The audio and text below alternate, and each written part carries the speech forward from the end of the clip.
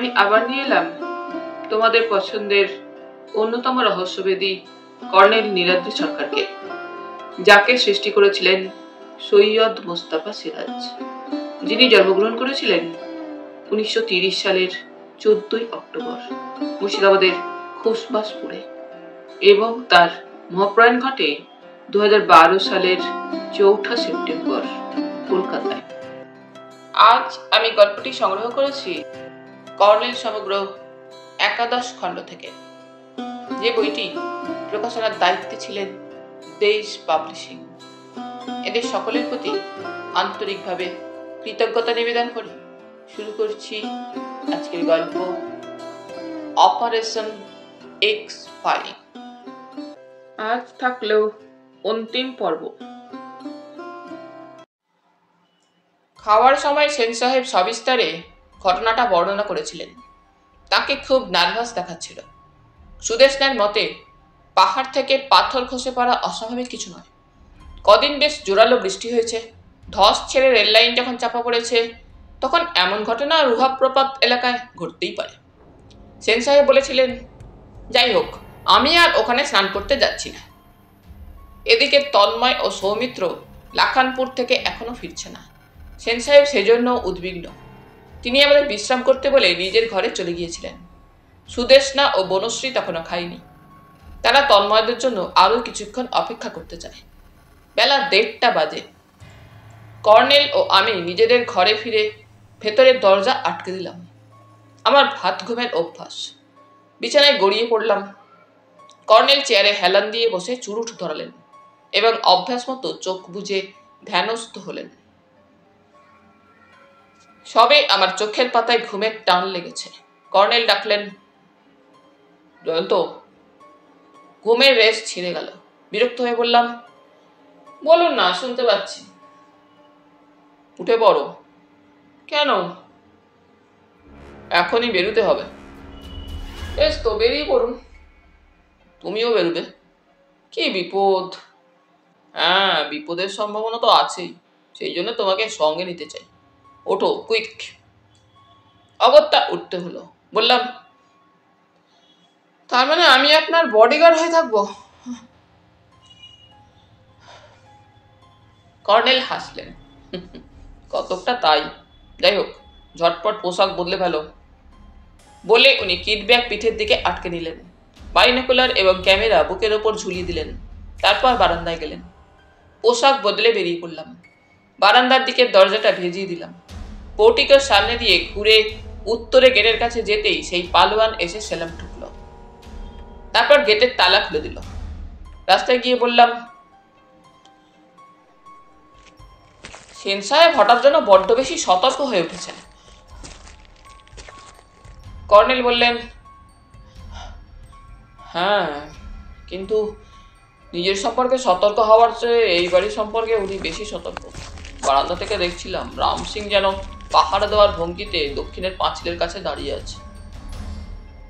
সেন সাহেব প্রপাত থেকে স্নান করে ফেরার পর এই সতর্কতা। এমন হতে পারে প্রপাতে স্নান করার পর পাথর খসে পড়া ছাড়াও আরও কিছু ঘটেছে, কিন্তু উনি তা বলতে চান না। আমরা এখন যাচ্ছি কোথায়? রুহাব প্রপাতে। সে কি? তোমাকে বিপদের সম্ভাবনার কথা বলেছি, কাজেই সবসময় তৈরি থাকবে। কিভাবে তৈরি থাকবো? এবার তো আমি সঙ্গে আমার ফায়ার আর্মস আনিনি।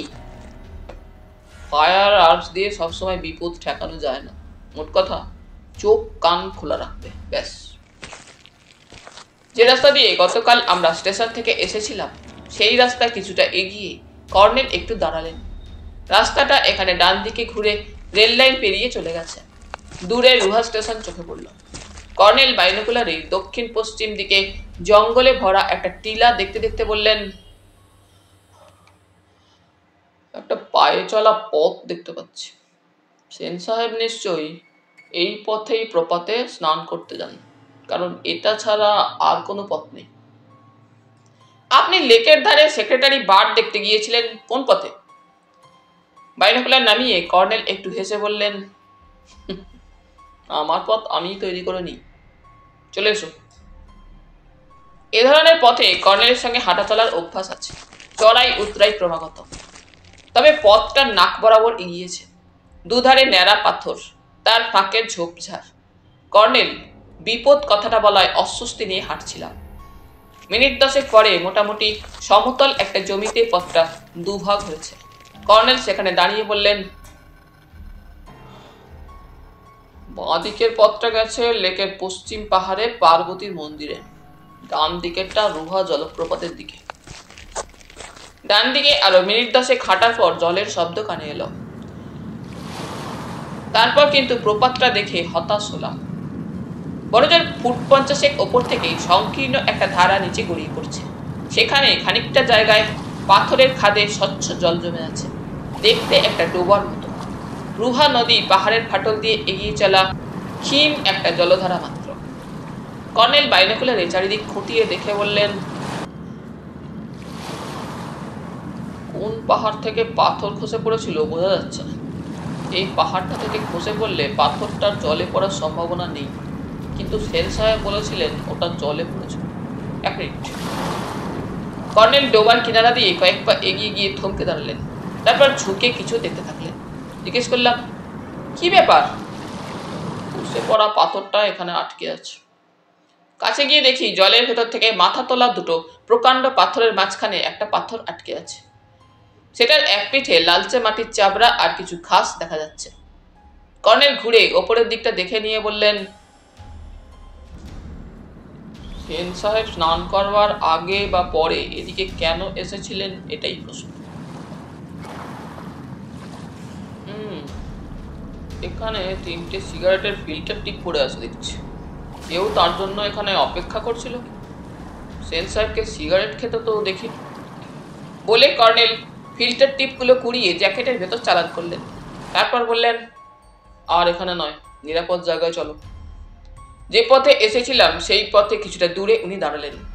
এতক্ষণে লক্ষ্য করলাম ডোবা থেকে আন্দাজ 30 ফুট দূরে যে পাহাড়টা ঢালু হয়ে নেমেছে, তার আগাপাশতলা ছোট বড় নানা আয়তনের পাথর মাথা উঁচু করে আছে। কর্নেল বাইনোকুলারে দেখে নিয়ে বললেন, ওই পাথরগুলো দৈবাত খসে পড়ার সম্ভাবনা অস্বীকার করছি না, কিন্তু প্রশ্ন হলো কে ওখানে দাঁড়িয়ে সিগারেট খাচ্ছিল। বললাম, যেই খাক, সেও সেন সাহেবের মতো প্রাণে বেঁচে গেছে। কর্নেল পা বাড়িয়ে বললেন, হ্যাঁ, সে না বেঁচে গেলে সেন সাহেব। হঠাৎ উনি থেমে গিয়ে আবার বাইনোকুলারে সেই ঢালু পাহাড়টা দেখে নিলেন। তারপর ডান দিকে ঘুরে ঝোপ জঙ্গলে ঢুকে পড়লেন। বললাম, ওদিকে কোথায় যাচ্ছেন? চুপচাপ আমার পেছন পেছন এসো, চোখ কান খোলা রাখতে। আবার অস্বস্তি ফিরে এলো। সেই পাহাড়ের উত্তর অংশ এটা, কিন্তু অনেক বেশি ঢালু। কোথাও ঘাস গজিয়েছে, কোথাও ঝোপঝাড়, আবার কোথাও রুক্ষ লালচে নগ্ন মাটি। কর্নেল মাঝে মাঝে থেমে বাইনোকুলারে ওপর দিকটা দেখছিলেন, আবার সাবধানে পা ফেলছিলেন, বারবার আমাকে ইশারায় সতর্ক করে দিচ্ছিলেন। প্রায় আধ ঘন্টা পরে পাহাড়টার মাথায় পৌঁছলাম। সেখানে ঘন জঙ্গল।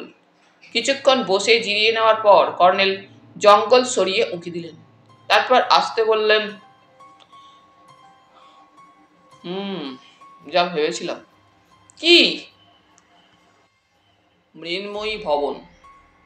অবাক হয়ে উঁকি মেরে দেখি পাহাড়ের ওপাশে একই রকম ঢাল এবং পুরোটাই জঙ্গলে ঢাকা। তার নিচে মৃন্ময়ী ভবনের পিছনের দিকটা দেখা যাচ্ছে। এদিকের পাঁচিল উঁচু, তবে তার চেয়ে চোখে পড়ার মতো দৃশ্য সেই বিগ্রহহীন শূন্য মন্দিরের পেছনের দেওয়ালে দুদিক থেকে পাঁচিল এসে মিশেছে, এবং মন্দিরের পেছনে একটা ছোট্ট দরজা। দরজাটা অবশ্য বন্ধ। বললাম, মৃন্ময়ী ভবন এত কাছে? কাছে তো বটেই, মন্দিরের পেছনের দরজা দিয়ে সোজা এখানে ওঠা যায়। তারপর দক্ষিণে কিছু দূর এগিয়ে গেলে পাহাড়টার সেই বিপজ্জনক অংশে পৌঁছানো যায়। কিন্তু পার্বতীর মন্দিরে যাওয়ার পথটা কোথায়? তোমাকে চোখ কান খোলা রাখতে বলেছিলাম, রাখোনি। তাহলে দেখতে পেতে মন্দিরের পথটা আমরা নিচে ফেলে এসেছি, নেহাত পায়ে চলা পথ। তাছাড়া ওই পথে লোক চলাচল খুবই কম, কারণ পার্বতীর মন্দির কবে ভেঙে চলে গেছে। যাই হোক, পার্বতীর মন্দিরে আমাদের যাওয়ার দরকার দেখছি না। চলো এবার ফেরা যাক, কিন্তু সাবধান। যেদিক থেকে উঠেছিলাম সেদিকে নামবার সময় কর্নেল আমাকে পার্বতীর মন্দিরে যাওয়ার পথটা দেখিয়ে দিলেন। পথটা সহজে চোখে পড়ে না এখানে। দুধারে ঘন ঝোপঝাড় ঝুঁকে আছে এবং কোথাও কোথাও উঁচু ঘাসের তলায় চাপা পড়েছে। প্রপাতের কাছাকাছি নেমে এসে কর্নেল বললেন, আদিবাসীরা এখানে জলপ্রপাতে আর যাতায়াত করে না মনে হচ্ছে, অথচ রুহা গ্রাম এখান থেকে তত বেশি দূরে নয়। কিভাবে বুঝলেন? পথের অবস্থা লক্ষ্য করলে তুমিও বুঝতে পারবে।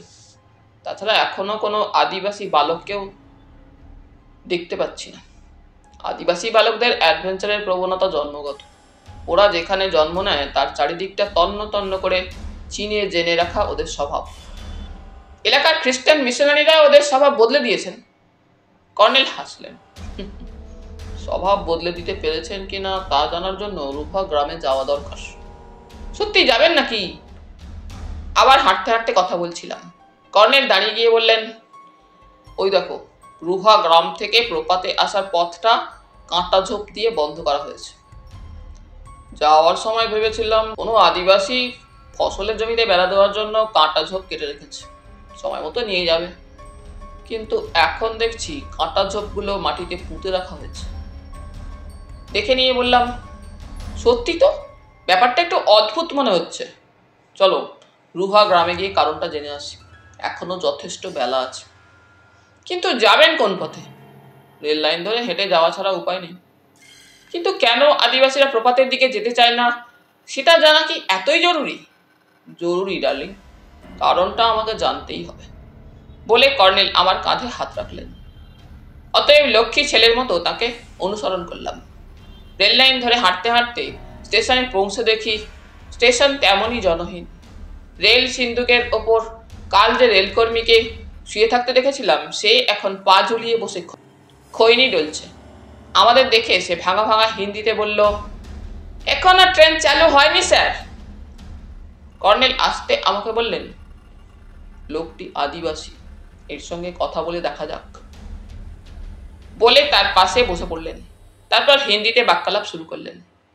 তোমার বাড়ি কোথায়? সাসান্ডি। সেটা কোথায়? বুরুডি জঙ্গলে যাওয়ার পথে, এখান থেকে বেশি দূরে নয়। তোমার বউ কাচ্চা বাচ্চা সাসান্ডিতে থাকে? সে হাসল। না স্যার, রুহায় আমার শ্বশুর বাড়ি, শ্বশুর আমাকে সেখানেই ঘর বানিয়ে দিয়েছে। তাহলে তো তুমি রুহার লোক হয়ে গেছো। হ্যাঁ স্যার। তোমার গলায় ক্রুশ ঝুলছে, তুমি কি খ্রিস্টান? সে মাথা নেড়ে খুশি খুশি মুখে বলল, রুহায় গির্জা আছে স্যার, আমরা যারা খ্রিস্টান তারা থাকি আলাদা পাড়ায়। আমার ছেলে মেয়েরা ফাদার জোসেফের স্কুলে লেখাপড়া করে। ফাদার জোসেফ অসুখ বিসুখে আমাদের চিকিৎসা করেন। বলে সে বুকে কপালে ক্রস আঁকল। কর্নেল বললেন, রুহা গ্রামের কাছে একটা নদী আছে শুনেছি। আছে, তবে শীতের সময় নদীতে জল থাকে না। তখন জল কোথায় পাও? কেন, গির্জার সামনে ইদারা আছে। যারা খ্রিস্টান নয় তারা জল কোথায় পায়? সরকার তাদের জন্য টিউবওয়েল বসিয়েছেন। আমাদের পাড়াতেও শিগগির টিউবওয়েল বসবে, কারণ খরার সময় ইদারায় জল কমে যায়। কেন, রুহা নদীর ফলস বোঝো? লোকটির মধ্যে আদিবাসী সুলভ সরলতা লক্ষ্য করলাম। সে হাসতে হাসতে বলল, আমি সময় পেলে ফাদার জোসেফের কাছে ইংলিশ পড়ি, আর স্টেশন মাস্টার গোম সাহেবও আমাকে সাহায্য করেন। রুহা ফলসের নিচের খাদে সারা বছর জল জমে থাকে শুনলাম। সেখানে রুহার লোকেরা খাঁটি জল পেতে পারে, তত দূরে তো নয়। লোকটির মুখের ভাব বদলে গেল। চটপট বুকে কপালে ক্রস চিহ্ন এঁকে বলল, কিছুদিন আগে ওখানে একটা ভয়ঙ্কর চেহারার জানোয়ার দেখা গেছে। জানোয়ারটা মানুষের মতো দু পায়ে হাঁটে। ফাদার জোসেফ নাকি নিজেও দেখেছেন। তাই ফলস যাওয়ার রাস্তা কাঁটা দিয়ে ঘিরে রাখা হয়েছে। ফাদার জোসেফের সঙ্গে এখন দেখা হবে? না স্যার, উনি কয়েকদিনের জন্য বাইরে গেছেন। কত জায়গায় উনি ঘুরে বেড়ান। মোটর গাড়ি আছে ওর। মোটর গাড়ির কি দরকার, ওর সাইকেলই যথেষ্ট। তো সেই ভয়ঙ্কর জানোয়ার সম্পর্কে ফাদারের ধারণা কি জানো? উনি তোমাদের কিছু বলেননি? আদিবাসী রেলকর্মী গম্ভীর মুখে বলল, কোনো আজব জানোয়ারই হবে। খনি এলাকায় অনেক পুরনো পোড়ো খনি আছে, তার মধ্যে জানোয়ারটা ডেরা। মাঝে মাঝে জল খেতে আসে রুহা ফলসে। এতক্ষণে স্টেশন মাস্টারকে প্ল্যাটফর্মের শেষ দিক থেকে আসতে দেখা গেল। ওকে দেখে কর্নেল সম্ভাষণ করলেন, good evening mister Gomes. Station master তেমনই নির্বিকার মুখে বললেন, ট্রেনের আশা করবেন না, আপনারা কান্দ্রায় বাস পেতে পারতেন। কর্নেল বললেন, হ্যাঁ বাসেই ফিরব। সৌভাগ্যক্রমে কান্দ্রা রিসর্টে আমার এক বন্ধুর বাড়ি খুঁজে পেয়েছি, সেখানেই আছি, তো একটু বেড়াতে বেরিয়েছি। স্টেশন মাস্টার স্টেশন ঘরে ঢুকে গেলেন। আদিবাসী রেলকর্মী খৈনি মুখে দিয়ে চোখ টিপে হাসল। তারপর আমরা যখন হাঁটতে শুরু করেছি সে আমাদের পিছু নিল এবং কাছে এসে চাপা স্বরে বলল, গোম সাহেবের বউ পালিয়ে গেছে, তাই ওর মন মেজাজ খারাপ। পালাবে না কেন বলুন স্যার? টাউনের মেয়ে, এমন জায়গায় মন টেকে? মাস্টার সাহেবকে বলেছিলাম ফাদারকে ধরুন, আমাদের গ্রামের স্কুলে ইংলিশ টিচার করে দেবেন মেম সাহেবকে, কিন্তু গোম সাহেব নিজেও তো এখানে থাকতে চান না। কান্দ্রা রিসর্ট এলাকায় পৌঁছে কর্নেল বললেন, তাহলে বোঝা যাচ্ছে গত রাতে তন্ময় এবং সৌমিত্র সেই আজব জন্তুটিকেই দেখেছিল। আদিবাসীদের অনেক অদ্ভুত কুসংস্কার থাকে। ফাদার জোসেফের সেই জন্তু দর্শন চোখের ভুল হতেই পারে, তন্ময় এবং সৌমিত্ররও ওটা চোখের ভুল। অদ্ভুত কুসংস্কার অনেক শিক্ষিত মানুষেরও থাকে, এমনকি বিজ্ঞানীদেরও। যাই হোক, তোমাকে আবার বলছি, মুখটি বুঝে থাকবে। আমরা গিয়েছিলাম সেক্রেটারি বার্ডের খোঁজে, বুঝলে তো? বুঝলাম। মৃন্ময়ী ভবনের গেটের সামনেই সেই পালওয়ান দাঁড়িয়ে ছিল। আমাদের দেখতে পেয়ে সেলাম ঠুকে গেট খুলে দিল। অ্যালসেসিয়ান কুকুরটার গর্জন শুনতে পেলাম না। লক্ষ্য করলাম পূবের লনে কালকের মতো বেতের টেবিল চেয়ার পাতা আছে। বনশ্রী, সুদেশনা, তন্ময় ও সৌমিত্র বসে উত্তেজিতভাবে কিছু আলোচনা করছে। কর্নেল বললেন, সেন সাহেব কি বেরিয়েছেন? হরি সিং বলল, হ্যাঁ স্যার, কলকাতা থেকে তার দুজন বন্ধু এসেছেন, তাদের নিয়ে কোথায় বেরিয়েছে। আচ্ছা হরি সিং, তুমি তো মাঝে মাঝে এ বাড়িতে এসে থাকো। থাকি স্যার, দাদা যখন আমাদের গ্রামের বাড়িতে যায় তখন আমাকে একা এ বাড়ি পাহারা দিতে হয়। এবার বুঝি দাদার কাছে বেড়াতে এসেছো? না স্যার, ছোট সাহেব খবর পাঠিয়েছিলেন এখানে নাকি চোরের উৎপাত হচ্ছে, তাই আমি এসেছি। হরি সিং হাসল। রামজির কৃপায় চোর ডাকাত আমার সারা পেলেই ভেগে যায় স্যার। আমাদের দেখে সুদেশনা এগিয়ে আসছিল। কাছে এসে সে বলল, কর্নেল শুধু পাখি প্রজাপতির পেছনে ছুটে বেড়াচ্ছেন, এদিকে এক সাংঘাতিক কাণ্ড, চলুন বলছি। পোর্টিকোর সামনে গিয়ে সে চাপা স্বরে বলল, বিকেলে রাম সিং সাইকেলে চেপে বাজারে গিয়েছিল, সেখানে একটা লোক তার হাতে একটা চিঠি দিয়ে বলে, তোমার সাহেবকে দিও। সাংঘাতিক চিঠি, ছোট মামাকে হুমকি দিয়ে ইংরেজিতে লিখেছে, বিশ্বাসঘাতকের শাস্তি মৃত্যু।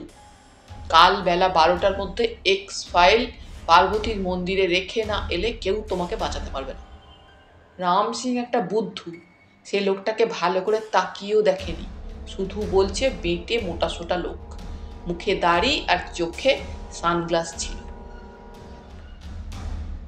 তোমার ছোট মামা কোথায় গেছেন? ওর বন্ধুদের নিয়ে লাখানপুর পুলিশের কাছে গেলেন। ওর এক বন্ধুর সঙ্গে নাকি পুলিশ সুপারের খুব জানাশোনা আছে। আমি আপনার কথা জোর দিয়ে বললাম, ছোট মামা শুনলেন না। আপনারা বসুন, আমি কফির ব্যবস্থা করি। সে বাড়ির ভেতর ঢুকে গেল। আমরা তন্ময়দের কাছে গেলাম। তন্ময় বলল, বসুন কর্নেল সাহেব, তিতি সম্ভবত আপনাকে ঘটনাটা বলেছে। হ্যাঁ, তা তোমরা ভরদ্বাজ সাহেব আর সিনহা সাহেবকে কিভাবে আবিষ্কার করলে? সৌমিত্র একটু হেসে বলল, আমরা ওদের আবিষ্কার করার আগেই ওরা এখানে আবিষ্কৃত হয়েছেন। বনশ্রী বলল, হেয়ালি করো না, সোজা বললেই পারো ওদের ট্রেন লেট করেছিল। বুঝলেন কর্নেল সাহেব, ওরা রাত্রিরে রেলওয়ে রেস্ট রুমে কাটিয়ে তারপর জানতে পারেন আজমগড় লাখানপুর লাইনে ট্রেন বন্ধ। তখন সিনহা সাহেব তার বন্ধু পুলিশ সুপারের বাড়ি যান। আপনারা বেরিয়ে যাওয়ার কিছুক্ষণ পরে পুলিশের জিপ দুজনকে পৌঁছে দিয়ে গেল। বনশ্রী হাসল। এদিকে এরা দুজনে খুঁজে নাকাল হয়ে একটু আগে ফিরল। তন্ময় বলল, বাবা একটুতেই নার্ভাস হয়ে পড়েন। পুলিশের জিপের সঙ্গে রেস দিতে ছুটলেন। সিনহা সাহেবও তাই। আমি থাকলে নিষেধ করতাম। বনশ্রী বলল, না, সিনহা সাহেব আর ভরদ্বাজ সাহেবই শ্বশুরমশাইকে তাতাচ্ছিলেন। আমি নিজের কানে শুনেছি। তুমি যাই বলো, বাবার এই রিস্ক নেওয়া ঠিক হয়নি। সুদেশনা কর্নেল সাহেবের সঙ্গে পরামর্শ করতে বলেছিল, শ্বশুরমশাই বেচারিকে পাত্তাই দিলেন না। সৌমিত্র বলল, সনত কাকু কেন যে ওই কুকুরটার ওপর এত ভরসা করেন বুঝি না। কাল রাতে টমের যা সাহস দেখেছি। কর্নেল বললেন, সেন সাহেব টমকে সঙ্গে নিয়ে গেছেন। তন্ময় বলল, বাবা বেরোলেই টমকে সঙ্গে নেন। সৌমিত্র টমকে চেনে না। আসলে কাল রাতে কোনো হিংস্র বুনো জন্তু হয়তো পাঁচিল টপকে ঢুকেছিল।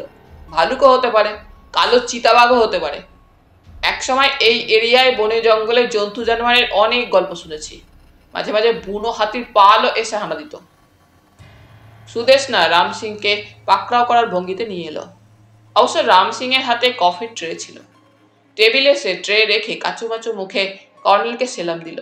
সুদেশনা বসে কফি তৈরি করতে করতে বলল, কর্নেল সাহেবকে সব কথা বলো। কর্নেল, আপনি ওকে জেরা করুন। রাম সিং বলল, আমি বাজারের থলে সাইকেলে লোককে দিচ্ছি। সেই সময় লোকটা আমার হাতে একটা চিঠি দিয়ে বলল, তোমার সাহেবকে দেবে। তারপর চলে গেল। সুদেশনা বলল, কেমন চেহারা সেটা বলো। আমার মতো স্যার, আমি বেটে হরিয়া লম্বা। কর্নেল হাসলেন। হরি সিং? হ্যাঁ স্যার, হরিয়া কুস্তিগির। ওর গায়ে জোর একটা হাতির মতো। সুদেশনা চোখ পাকিয়ে বলল, খালি ভাইয়ের বড়াই। সেই লোকটার কথা বলো। দিদি, আমি ভালো করে দেখিনি। মুখে দাড়ি, চোখে কালো চশমা আর মাথায় টুপি ছিল। কর্নেল বললেন, তার কথা শুনে কে বাঙালি বলে মনে হয়েছিল রামসি? না স্যার, একটু দেহাতি টান ছিল কোথায়। গায়ের রং মনে পড়ছে? ফর্সা না, তত কালো না। আচ্ছা রামসি, তোমার বড় সাহেব যখন মারা যান তখন তুমিই তো ডাক্তার ডাকতে গিয়েছিলে? হ্যাঁ স্যার। বড় সাহেবের দাহ এখানকার শ্মশানে হয়েছিল, তুমি শ্মশানে গিয়েছিলে? না স্যার, ছোট সাহেব আমাকে বাড়ি পাহারা দিতে বলেছিলেন। বড় সাহেবের লাশ কিভাবে শ্মশানে নিয়ে যাওয়া হয়েছিল? রাম সিং তাকালো। আমার মনে হলো প্রশ্নটা তাকে বিব্রত করেছে। একটু পরে শ্বাস ছেড়ে সে বলল, ডাক্তার পান্ডেজির বাড়িতে টেলিফোন আছে। উনি সৎকার সমিতিকে খবর দিয়েছিলেন। ভোরবেলা তাদের গাড়ি এসেছিল। তন্ময় বলল, আসলে বাবা নিশ্চিন্ত হতে পারেননি ডাক্তারের কথায়। বাবার কাছে শুনেছি অ্যাম্বুলেন্স এসেছিল লোকাল হেলথ সেন্টার থেকে। তারপর সেখান থেকে শ্মশানে নিয়ে যাওয়া হয়। রাম সিং বলল, তা হবে। আমি ভেবেছিলাম সৎকার সমিতির গাড়ি। বলে সে সেলাম ঠুকে চলে গেল। তন্ময় বলল, রাম সিং একটা বুদ্ধু, কিছু বুঝিয়ে বলতেই পারে না। সুদেশনা বলল, ওসব পুরোনো কথা থাক। চিঠিটা আমি পড়ে দেখেছি, তোমরা দেখোনি? ওতে এক্স ফাইল বলে একটা কথা আছে। সেটা কি বুঝতে পারছি না। আমি বললাম, আপনি কাল বলছিলেন আপনার বড় মামার উদ্ভাবিত কোনো ফর্মুলার কথা। এক্স ফাইল সেই ফর্মুলার ফাইলও হতে পারে। তন্ময় একটু চটে গেল। তিতির মাথায় যত রাজ্যের উদ্ভট থিওরি, গোয়েন্দা উপন্যাস পড়ে আর বিদেশি থ্রিলার ছবি দেখে ওর মাথায় কত কি গজায়। সুদেশনাও চটে গেল। জয়ন্তবাবু বলছিলেন, truth is danger than fiction. অস্বীকার করতে পারো? বড় মামা কত সব এক্সপেরিমেন্ট করতেন, তোমার জানা উচিত। বনশ্রী বলল, তর্কাতর্কি থামাও। আলো কমে গেছে, হিম পড়বে এবার। তিতি, চলো দেখি কিচেনে গিয়ে সুপারভাইজ করা যাক। আজ রাতে আরো দুজন গেস্ট। ওঠো। দুজনে চলে গেল। বাড়িতে আলো জ্বলে উঠেছে। সৌমিত্র উঠে দাঁড়ালো, বলল, ভীষণ ক্লান্ত, আমরা কিছুক্ষণ গড়িয়ে নিয়ে গে। আয়। তন্ময় উঠে তার সঙ্গে হাঁটতে লাগলো। কর্নেল বললেন, আমরাও উঠছি তন্ময়। কফি সরঞ্জাম এখানে পড়ে থাকলে সেই জন্তুটা আবার এসে হানা দেবে। ওর হানা দেওয়ার কারণ আমি বুঝতে পেরেছি। তন্ময় দাঁড়ালো না। সৌমিত্র ঘুরে দাঁড়িয়ে একটু হেসে বলল, আপনি হয়তো ঠিক বলেছেন। তারপর সে তন্ময়ের সঙ্গ ধরল। কর্নেল আসতে বললেন, একটু বসো জয়ন্ত, চুরুটটা শেষ করে নি। বললাম, বিকে সেনের মৃত্যুর ব্যাপারটা কেমন যেন গোলমেলে। রাম সিং আপনার প্রশ্নে কেমন হকচকিয়ে গিয়েছিল। ওসব কথা থাক, চুরুটটা শেষ করে নিই তারপর। কর্নেল হঠাৎ থেমে গেলে বললাম, তারপর কি? তারপর একটা কথা আমাকে জেনে নিতে হবে। কার কাছে? সুদেষ্ণার কাছে। বলে কর্নেল চুপচাপ চুরুট টানতে থাকলেন। দিনের আলোর ধূসরতা ক্রমে যত কালো হয়ে আসছিল, আমার অস্বস্তি তত বেড়ে যাচ্ছিল। কাল রাতে একটা অদ্ভুত জন্তু আমাদের পেছনে ফুলের ঝোপের আড়ালে ওত পেতে বসেছিল। বারবার তাই পিছনের দিকটা দেখে নিচ্ছিলাম। বাড়িতে যে আলোগুলো জ্বলছে তার ছটা এত দূরে পৌঁছাচ্ছে না। হঠাৎ মনে হলো, যে বাড়িতে প্রায় চোর হানা দেয় এবং গত রাতেও হানাদারি ঘটেছে, সেই বাড়ির পারিপার্শ্বিক এমন অন্ধকার করে রাখা হয়েছে কেন? এটা কি ইচ্ছাকৃত, নাকি কারো মাথায় আসেনি যে উজ্জ্বল স্পটলাইট চারিদিক থেকে জেলে রাখা দরকার? কর্নেল চুরুট শেষ করে জুতোর তলায় ঘষতে নেভালেন। পুরো একটা চুরুট ওকে এভাবে কখনো একবারে শেষ করতে দেখিনি। কিছু গভীর চিন্তা ভাবনা বা আঁক কষছিলেন মনে মনে। এগিয়ে যাবার সময় আলোর কথাটা কর্নেলকে বললাম। উনি শুধু বললেন, তোমার প্রশ্নটায় যুক্তি আছে। তারপর আবার চুপ করে গেলেন। লনের মাঝামাঝি রাম সিং এর সঙ্গে দেখা হলো। সে টর্চ জ্বালতে জ্বালতে আমাদের পাশ কাটিয়ে চলে গেল। আমাদের থাকার ঘরের বারান্দায় উঠে লক্ষ্য করলাম, সে কফির সরঞ্জাম গুছিয়ে নিয়ে আসছে। চেয়ার টেবিলগুলো গত রাতের মতো সেখানেই পড়ে থাকলো। ঘরের দরজা বাইরে থেকে ভেজানো ছিল, আলো জ্বলছিল। ভেতরের দরজা খোলা দেখলাম। কর্নেল বললেন, রাম সিংকে বলো সুদেষ্ণাকে ডেকে দেবে। রাম সিং পোর্টিকোর তলা দিয়ে সদর দরজায় ঢুকলে সুদেষ্ণাকে ডাকতে বললাম।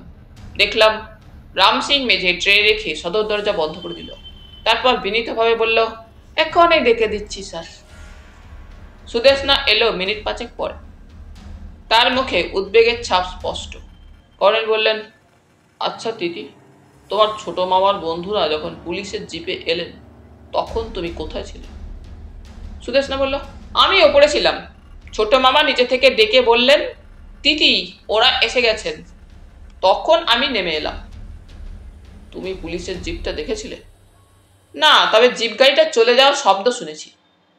তার মানে তুমি ওই গাড়িটা দেখোনি? সুদেষ্ণা একটু অবাক হয়ে বলল, না। কেন এই কথা জিজ্ঞাসা করছেন? নিছক কৌতূহল। তো তুমি কখনো তোমার ছোট মামার ওই দুই বন্ধুকে দেখেছো? কলকাতার বাড়িতে মাঝে মাঝে দেখেছি। ওরা যখন এলেন তখন বনশ্রী কোথায় ছিল? ওপরের ঘরেই ছিল। আমরা দুজনে এক ঘরে থাকি। তন্ময়দা আর সৌমিত্র আলাদা ঘরে থাকে। কর্নেল একটু চুপ করে থাকার পর বললেন, তুমি নরেশ ভার্মাকে কি তোমার ছোট মামার কাছে কখনো আসতে দেখেছো? সুদেষ্ণা মাথা নেড়ে বলল, না, আমি বড় মামার মৃত্যুর পর আর তাকে দেখিনি। বলেই সে একটু চঞ্চল হয়ে উঠল। কর্নেল, আপনার কথা শুনে সন্দেহ হচ্ছে। সেই লোকটাই কি ছোট মামাকে ওই চিঠিটা লিখেছে? আপাত দৃষ্টিতে তাই মনে হচ্ছে, তবে আমি এখনো নিশ্চিত নই। বনশ্রীর ডাক শোনা গেল, তিতি তিতি। সুদেষ্ণা বলল, আমি এখন যাই কর্নেল, বৌদিকে সাহায্য করি গে। ভানুমতি যা নোংরা, একটু লক্ষ্য না রাখলে কেলেঙ্কারি করে ফেলবে। দরজার দিকে এগিয়ে এসে ঘুরে দাঁড়ালো। আপনি আরেকবার কফি খাবেন নিশ্চয়ই? কর্নেল একটু হেসে বললেন, খাওয়ার ইচ্ছে হলে তোমাকে জানাবো। সুদেষ্ণা চলে যাওয়ার পর আমি বললাম, সুদেষ্ণাকে আপনি পুলিশের গাড়ি সম্পর্কে প্রশ্ন করলেন। আপনার কি সন্দেহ জেগেছে ভরদ্বাজ এবং সিনহা পুলিশের গাড়িতে আসেননি? কর্নেল বললেন, কিছু বোঝা যাচ্ছে না। কেন? তুমি একটু চিন্তা করলেই বুঝতে পারবে। পুলিশের জিপে সেন সাহেবের বন্ধুরা আসবার পর পুরো চিঠি নিয়ে আলোচনা হয়েছে। তারপর সেন সাহেব দুজনকে সঙ্গে নিয়ে নিজের গাড়িতে বেরিয়ে গেছেন। তখনও তন্ময় এবং সৌমিত্র ফেরেনি। সেন সাহেব যদি লাখানপুর যান, পথে তন্ময়দের সঙ্গে অবশ্যই দেখা হওয়ার কথা। কিন্তু তন্ময় ও সৌমিত্রের সঙ্গে ওদের দেখা হয়নি। তার মানে সেন সাহেব বন্ধুদের নিয়ে অন্য কোথাও গেছে। আমি অবাক হয়ে বললাম, তাই তো। তাছাড়া লাখানপুরের রাস্তায় বেলা 3টের পর বাস বন্ধ হয়ে যায়। দুর্গম পাহাড়ি রাস্তা, বুনো হাতির উৎপাত আছে। আজ সকালে বাস স্ট্যান্ডে খবর নিয়েছি, তোমাকে সে কথা বলেছিল। বাস অফিসের লোকটা বলছিল ওই রাস্তায় ডাকাতেরাও মাঝে মাঝে রাহাজানি করে, তাই কেউ পারতপক্ষে সন্ধ্যার পর ওই রাস্তায় গাড়ি নিয়ে যায় না। তাহলে সেন সাহেব কোন রাস্তায় গেলেন যে তন্ময়দের সঙ্গে দেখা হলো না? কান্দ্রা বাজারের নিচে বাঁ দিকে লাখানপুরের রাস্তা, ডান দিকে গেছে খনি এরিয়াতে যাওয়ার রাস্তা। কাজেই ধরে নেওয়া যায় সেন সাহেব খনি এরিয়ায় গেছেন। কিন্তু আমি জানি খনি এরিয়ার ভেতরে বাইরের লোককে বিনা অনুমতিতে ঢুকতে দেওয়া হয় না। তবে সেন সাহেবেরা যদি চালু খনি এলাকার বাইরে, ধরো পুরো খনিগুলোর কাছাকাছি কোথাও যান, কেউ বাধা দেবার জন্য পাহারা দিচ্ছে না। একসময় তার ঠাকুরদার কয়েকটা খনি ছিল, কাজেই ওই এলাকা তার নখদর্পণে। একটু পরে বললাম, আচ্ছা কর্নেল, এমনও তো হতে পারে সেন সাহেবের সঙ্গে তার ছেলের রাস্তায় দেখা হয়েছে এবং তিনি। কর্নেল আমার কথার উপর বললেন, এ নিয়ে জল্পনা করে লাভ নেই জয়ন্ত। রাজেন বাবুর মতো মগজ গুলিয়ে যাবে। মগজ অলরেডি গুলিয়ে গেছে, এখান থেকে পালাতে পারলে বাঁচি। কর্নেল হঠাৎ খুব আস্তে বললেন, আশা করছি কাল দুপুরের মধ্যে আমরা পালাতে পারবো। পালানোর কথা বলছি একেবারে সত্যিকার অর্থে। ওর মুখের দিকে তাকালাম, মিটিমিটি হাসছেন কর্নেল। বললাম, তার মানে আমরা এখানে নিরাপদ নই? সম্পূর্ণ নিরাপদ। আমরা তো রুহা প্রপাতের কাছে দাঁড়িয়ে নেই যে ওর ওপর থেকে পাথর খসে পড়বে। তাহলে পালানোর কথা বলছেন যে? বলছি, কারণ আমরা বেড়াতে যাচ্ছি বলে বেরোবো, কিন্তু আর এ বাড়িতে ফিরবো না। কর্নেলের মুখের দিকে হাঁ করে তাকিয়ে থাকলাম, কি বলবো খুঁজে পেলাম না। প্রায় 1 ঘন্টা পরে সুদেশনা নিজেই কফি নিয়ে এলো। সে বলল, আপনি না ডাকলেও টের পাচ্ছিলাম আপনার কফির টেস্টটা পেয়েছি। বললাম, কর্নেল যাদের স্নেহ করেন তাদের সঙ্গে টেলিপ্যাথিক পদ্ধতিতে যোগাযোগ করেন। সুদেশনা হেসে ফেলল, ঠিক তাই যেন। কর্নেল বললেন, শুনেছি সূক্ষ্ম অনুভূতি প্রবণ যারা, তাদের সঙ্গে এভাবে নাকি যোগাযোগ সম্ভব। সুদেশনা কফি তৈরি করে কর্নেলের হাতে তুলে দিয়ে বলল, আচ্ছা কর্নেল, আপনি কি টেলিপ্যাথিতে বিশ্বাস করেন? তুমি করো নাকি? সুদেশনা আমাকে কফি দিয়ে বলল, বইয়ে পড়েছি, কখনো প্রমাণ পেলে বিশ্বাস করব। কর্নেল হাসলেন, হ্যাঁ প্রমাণ, ঠিক বলেছ। অনেক তত্ত্ব আছে এখনো যেসবের নির্ভরযোগ্য প্রমাণ পাওয়া যায়নি, তবে কিছু মানুষের অনুভূতি অত্যন্ত তীক্ষ্ণ, এটা অস্বীকার করা যায় না। কর্নেল কিছুক্ষণ এইসব নিয়ে বকবক করে গেলেন এবং সুদেশনা খুব মন দিয়ে ওর বক্তৃতা শুনল। তারপর উনি হঠাৎ প্রশ্ন করলেন, তুমি কখনো এই বাড়ির ওই মন্দিরে ঢুকেছ? সুদেশনা একটু হকচকিয়ে গেল। হ্যাঁ, ছোটবেলায় তো প্রতিদিন ভোরে ফুল রেখে আসতাম রাধাকৃষ্ণের পায়ে। মন্দির সবসময় খোলা থাকতো। তোমার বড় মামার মৃত্যুর পর কখনো ঢুকেছ? না, তার কত আগে বিগ্রহ কলকাতার বাড়িতে নিয়ে গিয়ে প্রতিষ্ঠা করা হয়েছিল। মন্দিরের তালার চাবি কার কাছে আছে? জানি না, ছোট মামার কাছে থাকতে পারে। মন্দিরের পেছন দিকে একটা ছোট্ট দরজা আছে জানো? সুদেশনা অবাক হয়ে গেল। দরজা মন্দিরের পেছনে? জানি না তো, কে বললো আপনাকে? আমি পেছনের পাহাড় থেকে বাইনোকুলারে দেখেছি। তাহলে হয়তো ছোট মামা শর্টকাটে রুহা ফলসে স্নান করতে যাওয়ার জন্য দরজা করেছেন, কিন্তু উনি যান গেটের বাইরে দিয়ে অন্য একটা পথে। ও হ্যাঁ, বুঝেছি, সঙ্গে টমকে নিয়ে যান তো, তাই অন্য পথে যান। কুকুর নিয়ে মন্দিরের ভেতর ঢোকা উচিত নয়। বিগ্রহ না থাকলেও মন্দির ইজ মন্দির, তাই না? ঠিক বলেছ। সুদেশনা ঠোঁট কামড়ে ধরে কিছু ভাবল, তারপর বলল, কর্নেল, আমি শুধু এক্স ফাইলের কথাটা ভাবছি। ওটা কি হতে পারে? তোমার ছোট মামা নিশ্চয়ই জানেন। আমার ধারণা ওটা বড় মামার উদ্ভাবিত কোনো সায়েন্টিফিক ফর্মুলা। জয়ন্তবাবুকে কথাটা বলেছি, তাই না জয়ন্তবাবু? বললাম, হ্যাঁ, আমি আপনাকে বলেছি truth is stranger than fiction. Colonel, আপনি কিন্তু এটাকে গুরুত্ব দিচ্ছেন না। কর্নেল কফিতে চুমুক দিয়ে বললেন, নিশ্চয়ই দিচ্ছি। সেন সাহেব ফিরে এলে তার কাছে কথাটা তুলব। বনশ্রী এলো এতক্ষণে, বলল, বাহ তিতি, তুমি এখনই আসছি বলে এখানে দিব্যি আড্ডা জমিয়েছ। আড্ডা নয়, সিরিয়াস আলোচনা হচ্ছে, ওদের ডেকে আনি। বনশ্রী হাসলো। ওরা দুজনে বিছানায় ফ্ল্যাট হয়ে আছে, উঁকি মেরে দেখে এলাম। খুলেই বলো না বাবা, ধক্কল সামলাতে ড্রিঙ্ক সরি বলে সুদেশনা থেমে গেল। কর্নেল বললেন, বসো বনশ্রী, তোমার ডিনারের আয়োজন শেষ। বনশ্রী কর্নেলের বিছানার পায়ের দিকে বসলো, তারপর বলল, তত কিছু আয়োজন নয়, আসলে ভরদ্বাজ সাহেব আর সিনহা সাহেবের জন্য আলাদা রান্না করতে হলো, ওরা দুজনে নিরামিষ খান। আচ্ছা বৌদি। সুদেশনা ওর পাশে বসে চাপা স্বরে বলল, তুমি কি জানো আমাদের মন্দিরের পিছনে একটা ছোট্ট দরজা করা হয়েছে? বনশ্রী অবাক হয়ে বলল, তাই নাকি? জানি না তো। কর্নেল পিছনের পাহাড়ের ওপর থেকে বাইনোকুলারে দেখেছেন। তাহলে শ্বশুরমশাই শর্টকাটে ফলসে স্নানের জন্য দরজা করে রেখেছেন। আমিও কর্নেলকে তাই বললাম, সঙ্গে কুকুর নিয়ে যান বলে। বনশ্রী তার কথার ওপর বলল, আজ শ্বশুরমশাই মন্দিরের তালা খুলে হরি সিংকে নিয়ে ভেতরে ঢুকেছিলেন, দোতলা থেকে দেখেছি। ভাবলাম মন্দিরের ভেতরটা পরিষ্কার করাচ্ছেন। কর্নেল জিজ্ঞেস করলেন, কখন? স্নান করতে যাওয়ার কিছুক্ষণ আগে। সুদেশনা হাসতে হাসতে বলল, হরি সিংকে নিয়ে আমি ছড়া বেঁধেছিলাম, হরি সিং পালোয়ান 1 কিলো ছাতু খান। ওর গায়ে সত্যি হাতির জোর আছে। পাঁচিলের ধারে রাধাচূড়া গাছের তলায় যে পাথরগুলো বেদির মতো সাজানো আছে, সেগুলো হরি সিং বয়ে এনেছিল পাহাড় থেকে, প্রকাণ্ড প্রকাণ্ড পাথর। কর্নেল ঘড়ি দেখে বললেন, সেন সাহেব হয়তো পুলিশ ফোর্স নিয়েই লাখানপুর থেকে ফিরবেন। সুদেশনা বলল, এবং পাহাড় জঙ্গলে চিরুনি তল্লাশ শুরু হবে। জয়ন্তবাবু, এই চিরুনি তল্লাশ কথাটা আপনাদের দৈনিক সত্যসেবক পত্রিকায় পড়েছি, কম্বিং অপারেশন বাংলা, তাই না?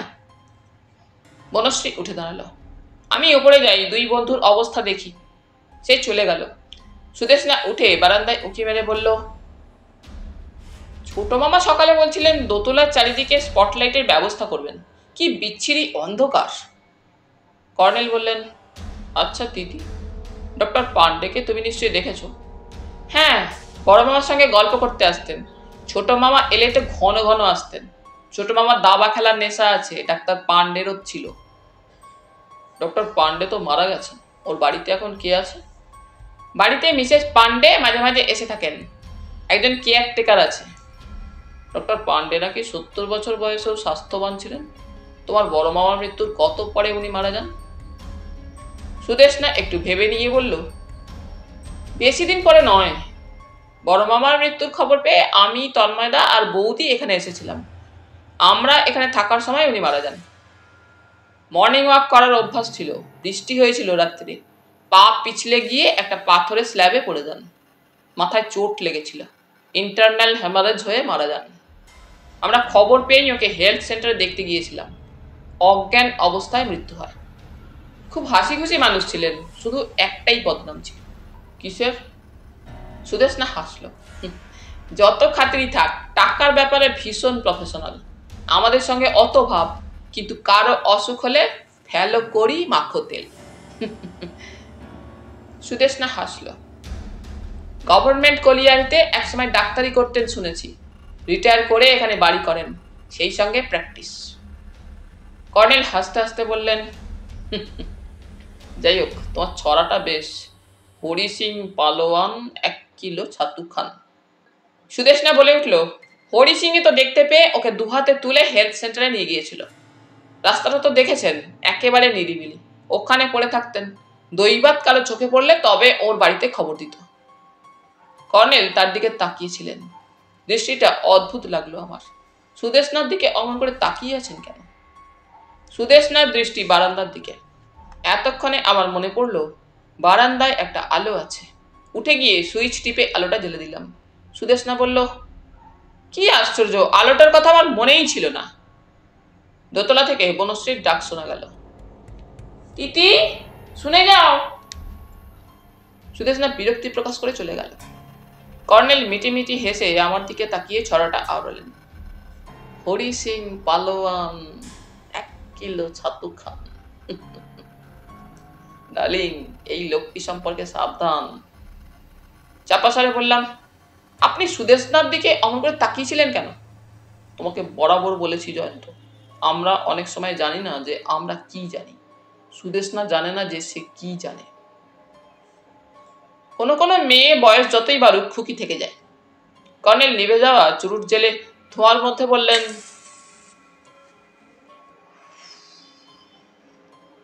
সুদেশনার মধ্যে নিষ্পাপ সারল্য আছে।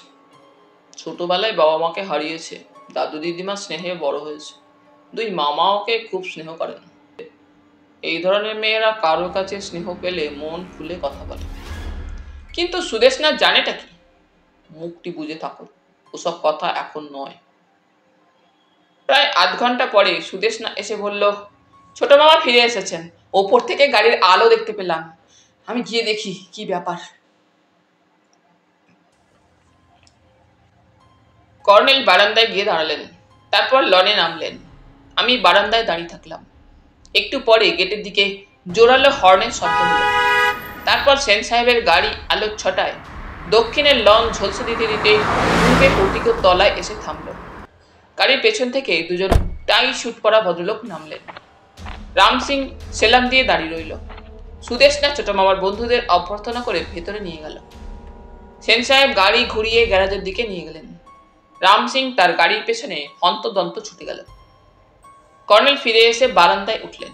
বললাম, সেন সাহেব আপনাকে গাড়ির আলোয় দেখতে পেয়েও ভদ্রতা করে বন্ধুদের সঙ্গে পরিচয় করিয়ে দিলেন না, গাড়ি গ্যারাজে রাখতে গেলেন। এখন ওর ভদ্রতা রক্ষার মতো মেজাজ নেই বলে কর্নেল ঘরে ঢুকে চুরুট ধরলেন। চেয়ারে বসে উনি আমাকে ডাকলেন, জয়ন্ত বলুন। অমন হ্যাংলার মতো দাঁড়িয়ে থেকো না, ভেতরে এসো। আমাদের পাশের ঘরে সারা শব্দ শুনে বুঝলাম সেন সাহেবের বন্ধুরা ওই ঘরে থাকবেন। কর্নেল চুপচাপ বসে চুরুট টানছেন, আমিও চুপচাপ বসে পড়লাম। কিছুক্ষণ পরে টমের চাপা গর্জন কানে এলো। সেন সাহেবের গলা শোনা গেল, তিতি, আমি ওপরে যাচ্ছি, ওদের জন্য কফি টফির ব্যবস্থা করো, আমি এখনই আসছি। কুকুরটা সমানে গজরাতে থাকলো। বিরক্তিকর, আজ কুকুরটা বড্ড বেশি গজরাচ্ছে।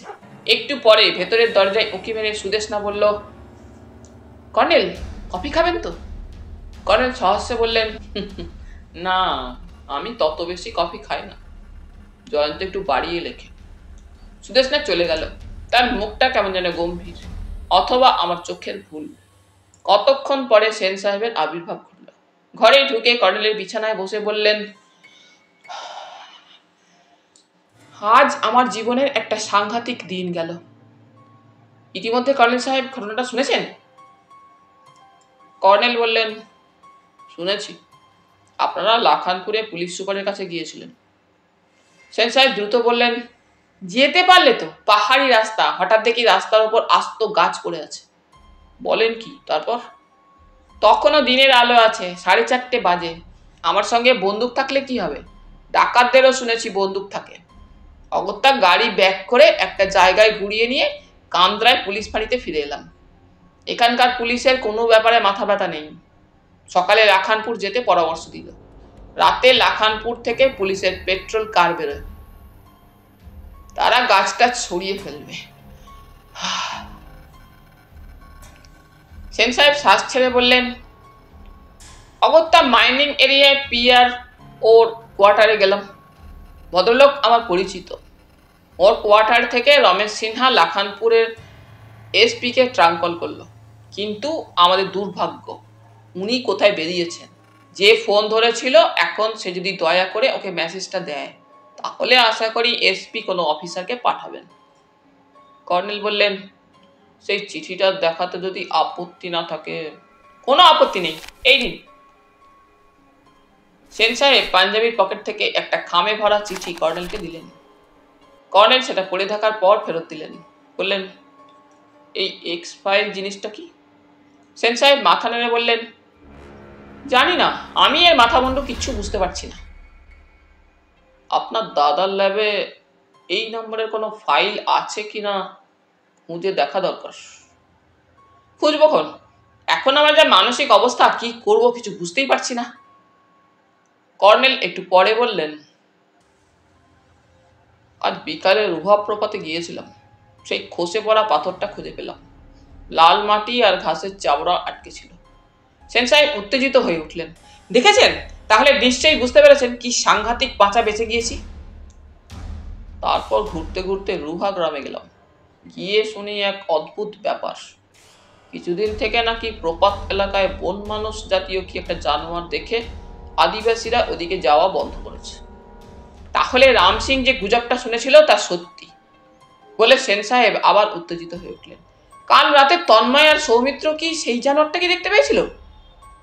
হ্যাঁ, কারণ আজ ভোরে আমি পাঁচিলের গায়ে কয়েকটা লোম খুঁজে পেয়েছি বলে কর্নেল আমাকে অবাক করে তার কিট ব্যাগের ভেতর থেকে কাগজে মোড়া কয়েকটা লম্বাটে লোম দেখালেন।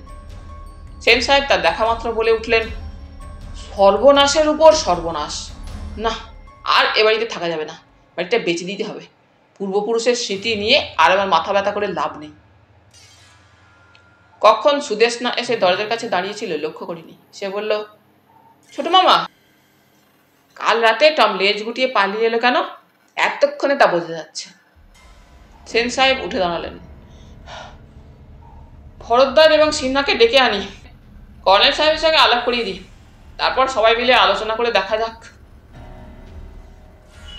সেন সাহেব বেরিয়ে গেলে সুদেশনা কপট অভিমানের ভঙ্গিতে বলল, ওহ কর্নেল, আপনি কিন্তু লোম কুড়িয়ে পাওয়ার কথা গোপন রেখেছিলেন কেন? আমাকে বললে কি আমি তা নিয়ে হইচই বাঁধাতাম? কর্নেল হাসলেন। জয়ন্তকেও বলিনি। আগে ভাগে বললে পরে জয়ন্ত আজ আমার সঙ্গে রুহা প্রপাতের ওখানে কখনো যেত না। সুদেশনা মুখে আত্মবিশ্বাসের ভাব ফুটিয়ে বলল, আমার সব থিওরি কারেক্ট। সেন সাহেব তার দুই বন্ধুকে নিয়ে ঘরে ঢুকলেন। আমাদের সঙ্গে পরিচয় পর্ব শেষ হওয়ার পর রমেশ সিনহা কর্নেলের দিকে ভুরু কুঁচকে তাকিয়ে বললেন, আপনাকে আগে কোথায় যেন দেখেছি, মনে করতে পারছি না। কর্নেল বললেন, সেন সাহেব বলছিলেন আপনি বনে বাজারে ঘুরে বেড়াতে ভালোবাসেন, আমিও তাই, কাজেই কোথাও দেখা হতেই পারে। এরপর যা শুরু হলো সেটা আলোচনা নয়, যত রাজ্যের উদ্ভট গল্পগাছা। বক্তা শুধু রমেশ সিনহা। তুষার মানব ইয়েটি থেকে গরিলা, তারপর ভূত প্রেত। কর্নেল, আমি এবং সুদেশনা নীরব শ্রোতা। মাঝে মাঝে সুশীল ভরদ্বাজ এবং সেন সাহেব কিছু বলার চেষ্টা করছিলেন, কিন্তু রমেশ সিনহা তার অ্যাডভেঞ্চার জীবনের গল্প না শুনিয়ে ছাড়বেন না। বনশ্রী এসে এক ফাঁকে বলে গেল, রাত 10টা বাজে, এখন খেয়ে নিলে ভালো হয়। তারপর সেন সাহেব ওদের দুজনকে তাড়া দিয়ে নিয়ে গেলেন। সুদেশনা বলল, কর্নেল আপনারা আসুন, আমি আপনাদের ডিনার রেডি করছি। কর্নেল আসতে ডাকলেন। তিতি। সুদেশনা অবাক চোখে তাকালো। বলুন। আমি তোমার একটু সাহায্য চাই। সে এগিয়ে এসে বলল, বলুন কি করতে হবে?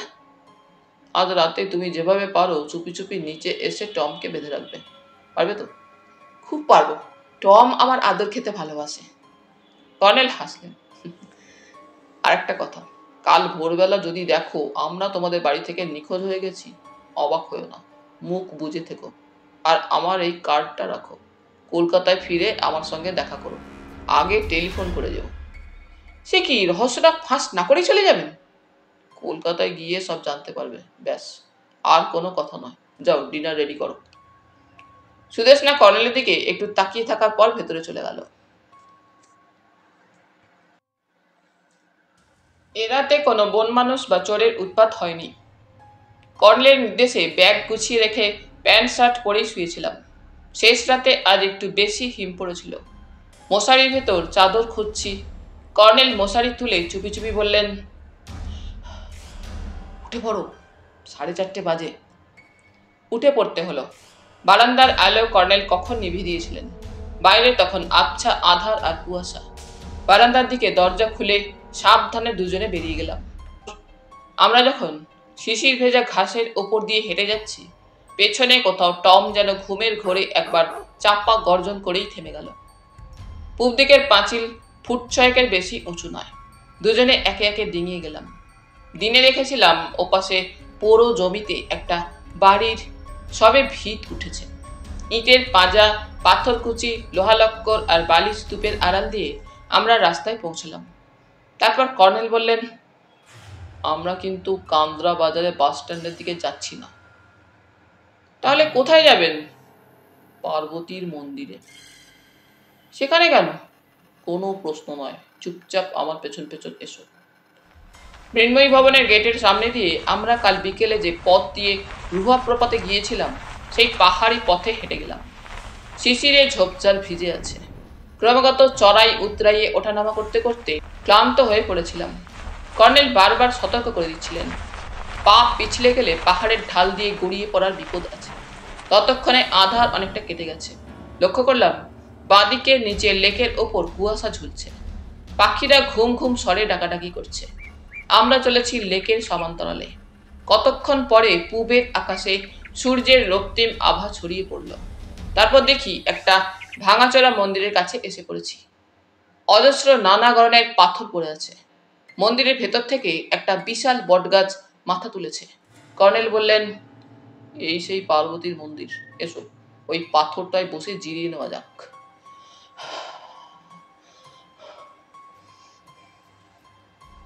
ঘড়ি দেখলাম, 5:30 বাজে। তার মানে আমরা প্রায় 1 ঘন্টা হেঁটেছি। বুঝতে পারলাম দিনের আলোয় হেঁটে এলে বড়জোর আধ ঘন্টা সময় লাগত। কর্নেল তার কিটব্যাগ থেকে ফ্লাস্ক বের করে বললেন, সুদেষ্ণাকে ধন্যবাদ দাও জয়ন্ত। সে রাত 4টে উঠে চুপি চুপি কিচেনে গিয়ে কফি করেছে, তারপর আমায় ফ্লাস্ক ভর্তি করে দিয়েছে। গত রাতেই দুজনে এই চক্রান্ত করে রেখেছিলাম। তুমি বেসিনে হাত ধুচ্ছিলে, টের পাওনি। ভেতরের দরজা তো বন্ধ করে দিয়েছিলেন।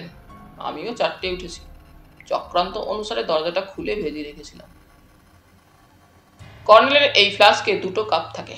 বাসি মুখে কফি খেতে খারাপ লাগলো না, তবে চায়ের মতো নয়, ব্যক্তির স্বাদই আলাদা।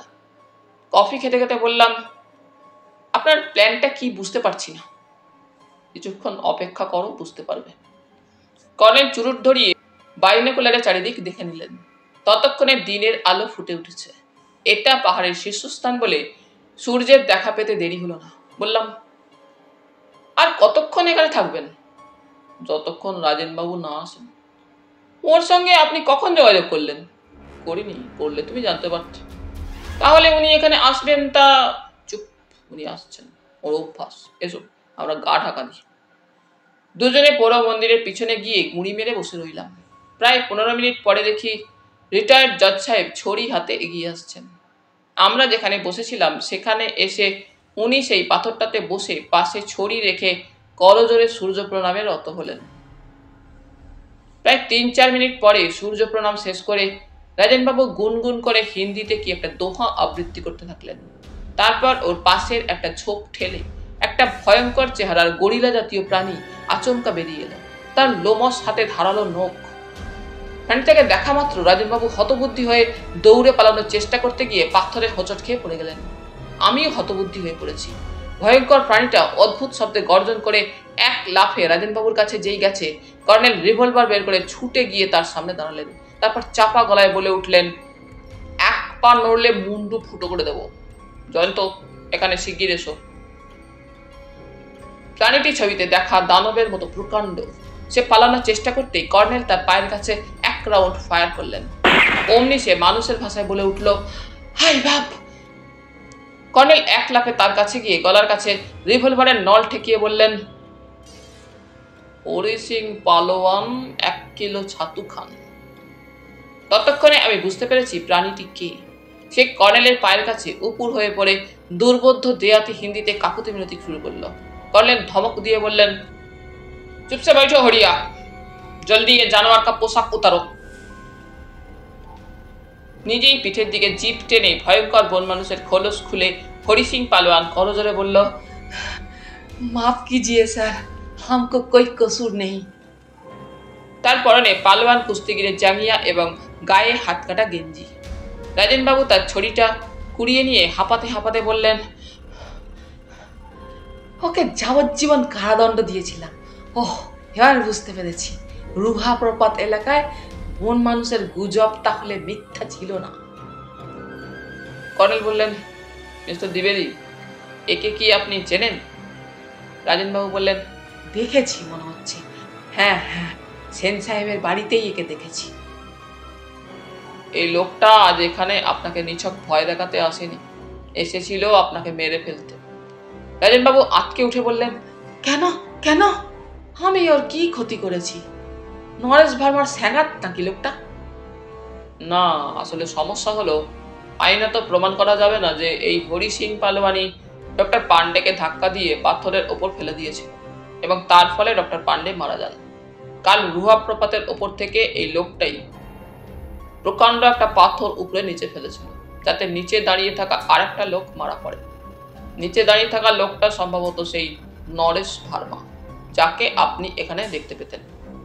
হ্যাঁ, কাল ও নরেশ ভার্মাকে আসতে দেখে আমি এই মন্দিরের আড়ালে লুকিয়ে পড়েছিলাম। তাহলে বোঝা যাচ্ছে নরেশ ভার্মা আগের কথা মতো রুহা প্রপাতের কাছে সেন সাহেবের সঙ্গে দেখা করতে যাচ্ছিল। সে খুব ধূর্ত লোক, তাই প্রাণে বেঁচে পালিয়ে যায়, নইলে ঠেলে ফেলে দেওয়া পাথরের আঘাতে তার শরীর থেতলে যেত। অ্যাক্সিডেন্ট, যেমন ডক্টর পান্ডের মৃত্যুকে অ্যাক্সিডেন্ট ভাবা হয়েছিল। রাজেনবাবু করুণ মুখে বললেন, আমাকে কেন মারতে এসেছিল বলুন তো? কারণ ডক্টর পান্ডে যেমন জানতেন ডক্টর বি কে সেন মারা যাননি, আপনিও তেমনি জানেন ডক্টর বি কে সেন এখনো জীবিত। প্রেতাত্মা, প্রেতাত্মা। ঠিক আছে, প্রেতাত্মা। তো ডক্টর পান্ডে টাকার লোভে ডক্টর বি কে সেনের হার্ট অ্যাটাকে মৃত্যু বলে মিথ্যা ডেথ সার্টিফিকেট দিয়েছিলেন। আমি বললাম, কিন্তু শ্মশানে তাহলে কার লাশ পোড়ানো হয়েছিল? অন্য একজনের। মিস্টার দ্বিবেদী, আপনি কি বলতে পারেন সেই লাশটা কার? রাজেনবাবু মাথা নেড়ে বললেন, না, আমি তো ডক্টর বি কে সেনের মৃত্যু সংবাদ পরে জানতে পেরেছিলাম। ডক্টর সেনের প্রেতাত্মার দর্শন প্রথম কবে পেয়েছিলেন? মাসখানেক পরে, এই পার্বতীর মন্দিরে। সশরীরে দর্শন পেয়েছিলেন? হ্যাঁ, সশরীরে ঘুরে বেড়ান উনি। কথা মানুষকে অন্যমনস্ক করে। একটুখানি অন্যমনস্কতার সুযোগে পালোয়ান হরি সিং আচমকা কর্নেলকে এক ধাক্কায় ধরাশায়ী করে ঝোপঝাড়ের আড়ালে উধাও হয়ে গেল। রাজেনবাবু চেঁচিয়ে উঠলেন, পাকড়ো পাকড়ো! কর্নেল উঠে দাঁড়িয়ে বললেন, সমস্যার সমাধান আপনা আপনি হয়ে গেল। পালোয়ানটাকে নিয়ে সমস্যা ছিল, ওকে পুলিশে দিয়ে লাভ হতো না, প্রমাণ করা যাবে না কিছু। বন মানুষের খোলস কোনো প্রমাণ নয়, কারণ ও বলবে মিস্টার দ্বিবেদীকে ভয় দেখিয়ে মজা করছিল। রাজেনবাবু বললেন, তাহলে এবার একা বাড়ি ফিরবো কি করে? আপনারা অনুগ্রহ করে আমার সঙ্গে আসুন। আপনার আর ভয়ের কারণ নেই। আপনি এই বন মানুষের খোলসটা হাতে নিয়ে সোজা মৃন্ময়ী ভবনের গেটে গিয়ে সেন সাহেবকে ডাকবেন। তারপর এখানে যা যা ঘটেছে সব খুলে বলবেন। মিস্টার দ্বিবেদী, আপনি একজন রিটায়ার্ড জজ। আপনি হুমকি দিয়ে ওকে বলবেন আপনার কোনো ক্ষতি হলে সেন সাহেব দায়ী হবেন। কিন্তু একটা কথা, আপনি ভেতরে ঢুকবেন না, বাইরে দাঁড়িয়ে খুব চেঁচামেচি করে এসব কথা বলবেন। সেন সাহেবকে আরও বলবেন কর্নেল নীলাদ্রি সরকার সব গোপন কথা জেনে গেছেন। এই নিন আমার নেম কার্ড, এটা ওকে দেখাবেন।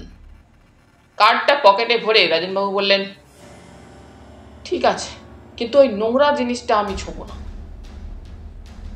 কর্নেল বন মানুষের খোলসটা গুটিয়ে বললেন, উপায় নেই মিস্টার দ্বিবেদী, এটাই আপনাকে বাঁচাবে। আপনি এটা সেন সাহেবকে কখনো যেন দেবেন না, দরকার হলে পুলিশের হাতে তুলে দেবেন। রাজেনবাবু বাঁ হাতে খোলসটা অনিচ্ছার ভঙ্গিতে তুলে নিলেন, তারপর পা বাড়িয়ে বিড়বিড় করে বললেন, এবার আমাকে নরেশ ভার্মাকে বেকসুর খালাস দিতে হবে, সনদ সেনকে জেলে ঢোকাতে হবে। ডক্টর বিকাশ সেনের প্রেতাত্মার সঙ্গে দেখা হলে আমি বলবো আপনার ভাই বন মানুষ বসে। রাজেন্দ্রলাল দ্বিবেদীর বাকি কথাগুলো শোনা গেল না। কর্নেল বললেন, এখানে আর নয়, চলো উদয়ন্ত। আমাদের প্রায় 5-6 কিলোমিটার হেঁটে যেতে হবে। কাল সকালে দেখে গেছি এই পাহাড়ের নিচের দিকে একটা পায়ে চলা পথ আছে। রুহা প্রপাত থেকে পথটা এদিকে এসেছে। আমাদের ব্যাগ দুটো নিয়ে এসো। ব্যাগ নিয়ে কর্নেলকে অনুসরণ করে বললাম, 5-6 কিলোমিটার দূরে কোথায় যাবেন? কর্নেল পিঠে তার ব্যাগ আঁটতে আঁটতে বললেন, কান্দ্রা এলাকার মানচিত্র পেয়ে গেছি।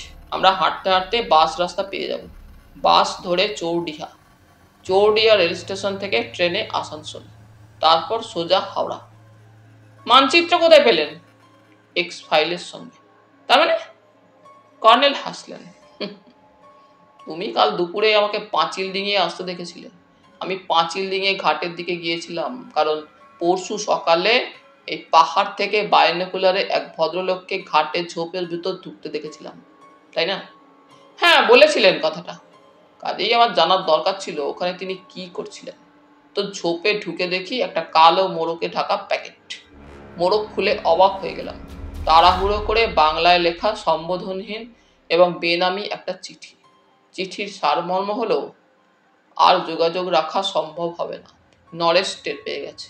জিনিসটা যত শিগগির সম্ভব যেন খনি কর্তৃপক্ষের হাতে তুলে দেওয়া হয়, ইত্যাদি। তো জিনিসটা আর কিছু নয়, একটা ডায়েরি বই। তার ভেতর কান্দ্রা এলাকার মানচিত্র।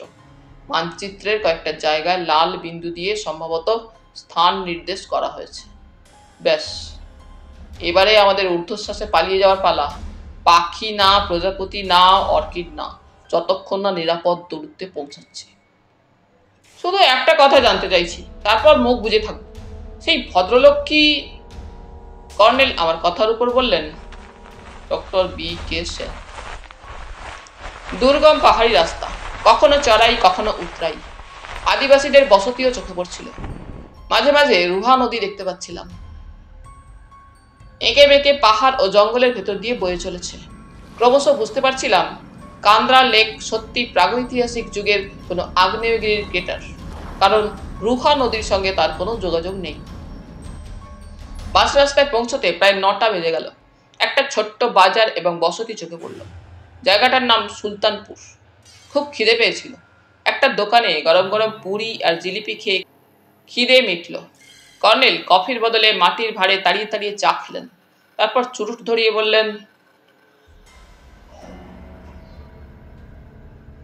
তুমি বুরুডির বন বাংলোয় বলেছিলে বড্ড একঘেয়ে লাগছে, কারণ তুমি তোমার কাগজের জন্য একটি চমকপ্রদ স্টোরির প্রত্যাশা করেছিলে।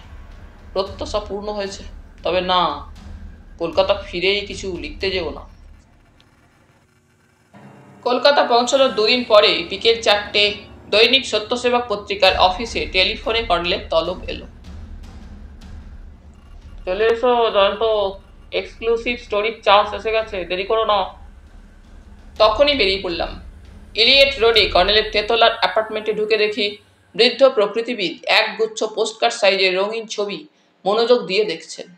মুখ না তুলেই বললেন, আমি কখনো খালি হাতে ফিরি না জয়ন্ত।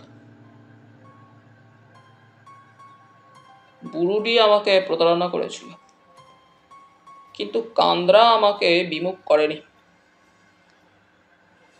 3 রকম পুষ্পবতী অর্কিড, 2 রকম প্রজাপতি, তারপর অনেক রকম সারস। মোটামুটি একটা প্রবন্ধের উপাদান পেয়ে গেছি। কিন্তু না, আমার বক্তব্যের ঝোঁকটা থাকবে কান্দ্রা লেকের দূষিত জলের প্রতিক্রিয়া সম্পর্কে। খনি থেকে প্রচুর আবর্জনা লেকের জলে ফেলা হয়। আন্তর্জাতিক মহলে আগ্রহ জাগালে আমাদের সরকারের টনক নড়বে। এতক্ষণে সোফায় বসে বললাম, এই আপনার এক্সক্লুসিভ স্টোরি? হ্যাঁ, আমার। তোমার স্টোরির জন্য 5টা পর্যন্ত অপেক্ষা করতে হবে, বলে কর্নেল ছবিগুলো খামে ভরে টেবিলের ড্রয়ারে ঢোকালেন। তারপর আমার দিকে ঘুরে বসলেন। ইতিমধ্যে তুমি মৃন্ময়ী ভবনের ব্যাপারে প্রশ্ন থাকলে করতে পারো। একটু ভেবে নিয়ে বললাম, হরি সিংকে সনৎ সেন বন মানুষ সাজিয়েছিলেন কেন? রুহাপ্রপাত এলাকায় নির্জনে দাদার সঙ্গে যোগাযোগ রাখার জন্য। এমনকি নিজের বাড়িতেও ওকে বন মানুষ সাজিয়ে পাঁচিলের পাশে ওৎপাতার ভঙ্গিতে বসে থাকার নির্দেশ দিয়েছিলেন। এর একমাত্র কারণ, সনৎ সেন আমার পরিচয় পেয়ে আমাকেও মিসগাইড করতে চেয়েছিলেন। আপনি কি করে বুঝলেন হরি সিংই বন মানুষ সাজে?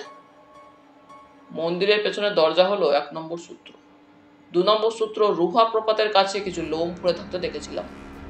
এবার স্মরণ করে দেখো, তিতি, বনশ্রী, রাম সিং সবাই খুব জোর দিয়ে বলেছিল হরি সিং এর গায়ে হাতির জোর। যেদিন পাহাড় থেকে পাথর খসে পড়ে সেদিন সেন সাহেব মন্দিরের দরজা খুলে হরি সিংকে কিছু নির্দেশ দিচ্ছিলেন। তিতি বলেছিল এ কথা। রাধাচূড়ার তলায় রাখা পাথরগুলোর কথাও বলেছিল। কাজেই আমার অঙ্ক নির্ভুল ছিল। 3টে সিগারেটের ফিল্টার টিপ। কর্নেল আমাকে থামিয়ে টেবিলের ডয়ার থেকে একটা কাগজের মোড়ক বের করলেন, খুলে বললেন, এতে 10টা ফিল্টার টিপ আছে। 7টা কুড়িয়ে পেয়েছিলাম পার্বতীর মন্দিরের কাছে, একই সাইজ এবং একই রকম ফাইবার। এদিকে আতপাগলা রাজেনবাবু বলেছিলেন নরেশ ভার্মাকে তিনি দেখেছেন। তিনি নিজেও বাইনোকুলারে তাকে পার্বতীর মন্দিরে আড়ালে লুকোতে দেখেছিলেন। ষষ্ঠীচরণ কফি আনলো। কফি খেতে খেতে কর্নেল বললেন, সনৎ সেনের পরিচয় টের পেয়ে আর তার বাড়িতে থাকা আমার বরদাস্ত হচ্ছিল না। বিশেষ করে রমেশ সিনহাকে দেখার পর সিদ্ধান্ত নিতে হলো আমাকে চলে যেতেই হবে। জানেন তো, ওর আসল নাম বিনোদ সিনহা, আন্তর্জাতিক একটা স্মাগলিং র্যাকেটের লোক। বছর 5 আগে বিনোদ ধরা পড়েছিল। আমি অবশ্য নেপথ্যে ছিলাম, তবে আমাকে সে কাস্টম অফিসারদের সঙ্গে দেখে থাকবে। Doctor BK. সেন যে জীবিত তা কিভাবে টের পেলেন? অমন বিখ্যাত ভূবিজ্ঞানের মৃত্যু হলো, অথচ শেষ রাতে কান্দ্রা শ্মশানে চুপচাপ তার দাহ হয়ে গেল। প্রথমে এতেই আমার খটকা লেগেছিল। তারপর রাজেনবাবুর মুখে তার প্রেতাত্মার সঙ্গে দেখা সাক্ষাতের কথা শুনে সন্দেহ বেড়ে গেল। কিন্তু তার আগেই পশ্চিমের পাহাড় থেকে বাইনোকুলারে তাকে অস্পষ্টভাবে দেখেছিলাম। তখন তাকে চিনতে পারিনি। পরে নিশ্চিত হলাম উনি জীবিত। যাই হোক, উনি 5টায় এসে পড়বেন, তার মুখে সবটা শোনা যাবে। সময় কাটতে চাইছিল না। 5টা 3 মিনিটের ডোরবেল বাজল। তারপর ষষ্ঠী একজন রোগাটে চেহারার প্রৌঢ় ভদ্রলোককে নিয়ে এলো। সনৎ সেনের সঙ্গে এর চেহারার মিল লক্ষ্য করেই বুঝতে পারলাম ইনি কে। কর্নেল আলাপ করিয়ে দিলেন। Doctor BK. সেন সোফায় বসে মৃদু স্বরে বললেন, আপনাকে আমি পার্বতীর মন্দিরের আড়াল থেকে দেখেছিলাম, কিন্তু নরেশ ভার্মাকে ওখানে আবিষ্কার করার পর আমাকে খুব সতর্ক থাকতে হয়েছিল। এতদিন আপনি কোথায় ছিলেন? বোম্বেতে। নাম ভারিয়ে বিদেশে চলে যাওয়ার জন্য পাসপোর্ট ভিসার ব্যবস্থা করছিলাম। হঠাৎ সনতের চিঠি পেলাম। নরেশ ভার্মা তাকে উত্ত্যক্ত করছে। উত্ত্যক্ত সে করতেই পারে, কারণ তাকে আমি ইউরেনিয়াম পাচারের দায়ে হাতে নাতে ধরিয়ে দিয়েছিলাম। তার চেয়ে সাংঘাতিক ঘটনা হলো, নরেশের ভাই সুরেশ ছিল আমার ল্যাবরেটরি অ্যাসিস্ট্যান্ট। নরেশ জেল থেকে পালিয়ে এসে আমার উপর প্রতিশোধ নেওয়ার জন্য ভাইকে প্ররোচিত করেছিল। গত বছর 24শে সেপ্টেম্বর অনেক রাত অবধি আমি কাজ করেছিলাম। সুরেশও ল্যাবে ছিল। হঠাৎ সে একটা বিষাক্ত গ্যাসের পাইপ খুলে আমার উপর ঝাঁপিয়ে পড়ে। ধস্তাধস্তির সময় দুর্ভাগ্যক্রমে পাইপটা তার মুখের দিকে ঘুরে যায়। বেচারা মারা পড়ে। পাইপটা বন্ধ করে দিয়ে সনৎকে ডাকলাম। সনৎ হঠকারী, নির্বোধ আর ভীষণ জেদি। তার পরামর্শ আমি বোকার মতো মেনে নিলাম। কর্নেল ছকৌতুকে বললেন, অর্থাৎ সুরেশের লাশ ডক্টর বি.কে. সেনের লাশে পরিণত হল? হ্যাঁ, ডেথ সার্টিফিকেট পেতে অসুবিধা হয়নি। ডক্টর পান্ডে আমাদের ফ্যামিলির সঙ্গে বাবার আমল থেকে পরিচিত। তবে আসল ব্যাপারটা হলো টাকা।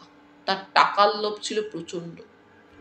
কিন্তু আপনি কি জানেন, আপনার ছোট ভাই হরি সিংকে দিয়ে ডক্টর পান্ডেকে কার্যত খুনই করিয়েছিলেন? Doctor BK. সেন একটু চুপ করে থাকার পর বললেন, সম্প্রতি সনতের চিঠি পেয়ে কান্দ্রায় গিয়ে শুনলাম সে কি করেছিল। তাকে বকাবকি করে আর লাভ নেই। তখনও টের পাইনি সনতের প্রকৃত উদ্দেশ্য কি। নরেশ ক্রমাগত তাকে নাকি হুমকি দিয়ে উড়ো চিঠিতে আমার এক্স ফাইল দাবি করছে। তো আমি তাকে চিঠি লিখে নির্দেশ দিলাম, এক্স ফাইল খনি কর্তৃপক্ষের হাতে প্রকাশ্য অনুষ্ঠান করে তুলে দাও। ষষ্ঠী আবার কফি দিয়ে গেল। কর্নেল বললেন, কফি খান ডক্টর সেন। সৌভাগ্যক্রমে আপনার ছোট ভাইয়ের উদ্দেশ্য ব্যর্থ হয়েছে। এক্স ফাইল আমার হাতে এসে গেছে। ডক্টর সেন কফিতে চুমুক দিয়ে বললেন, দূর থেকে আপনাকে ঘাটে ঝোপের ভেতর ঢুকতে দেখেছিলাম। আমি তখনই সিদ্ধান্ত নিয়েছিলাম কলকাতা ফিরে গিয়ে আপনার অপেক্ষা করব। তারপর আপনি ফিরে এলে আপনার সঙ্গে যোগাযোগ করব। এই সময় আমি জিজ্ঞেস করলাম, কর্নেল, রাজেনবাবুকে মেরে ফেলার চক্রান্ত আপনি কি করে টের পেলেন? ডক্টর সেন চমকে উঠে বললেন, রাজেনবাবু মানে রাজেন্দ্রলাল দ্বিবেদীকে? কর্নেল বললেন, উনি বলছিলেন আপনার প্রেতাত্মার সঙ্গে প্রায়ই ওর দেখা সাক্ষাৎ এবং কথাবার্তা হয়। ডক্টর সেন বিমর্ষ মুখে হাসলেন। বার দুই দৈবাত ওর সামনে পড়ে গিয়েছিলাম। ভদ্রলোক মাঝে মাঝে প্রায় পাগলের মতো আচরণ করেন, কখনো সুস্থ মানুষের মতো। প্রথমবার ভয় পেয়ে মন্ত্রতন্ত্র পড়তে শুরু করেছিলেন। অগত্যা সশরীরে প্রেতাত্মার অভিনয় করা ছাড়া উপায় ছিল না। কিন্তু তাকে কেন মেরে ফেলতে চেষ্টা করলো সনত?